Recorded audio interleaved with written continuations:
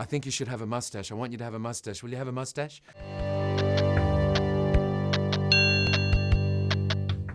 I love the movie, first of all, and it seems to be a very carefully planned movie. There's like it seems like every shot, every music cue, everything is very precise and careful. So I'm wondering, first of all, if that's true, and second, how was Brady Corbett's work with you, with the actors? Is it that planned and precise, or is there a lot of room for play? How was the work in that sense? You know, Brady is someone who is very serious, very smart, deeply clear about what it is he's doing, but he's also very relaxed and very easy with the actors. And I don't know if that's because he's been an actor in the past, it may be, or if it's just because he's so sure of himself. He made us feel at home, and if we had any ideas, he's like, yeah, let's try it. And I think if we offered any ideas that didn't feel right, he would say, no, I don't think so. I don't think that's where we're going. I think it's over here. So he was always very clear and easy with he never felt he had to pander to us. He didn't feel nervous of us and had to sort of, he only wants to work with people who are good communicators with him. And in being that open, I do think that he's precise. I do think that he may not have made every decision right there and then on the set about whether he's going to go from that shot to that shot.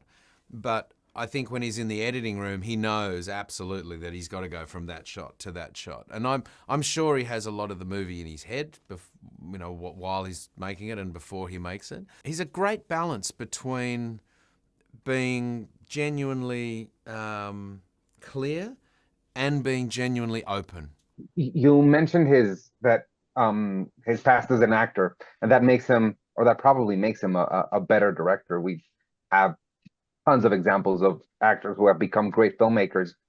For you, how does that change receiving direction from someone who has experience as an actor to someone who doesn't? Is there any difference for you in how your interactions and such? Well, I think the difference is, if there's ever any differences, it's just down to the individual. Whether they've been an actor before or not, on some level doesn't make a difference, because you can work with a great director who's never been an actor, but they're so attuned to you and what they know how to get something out of you that they're after.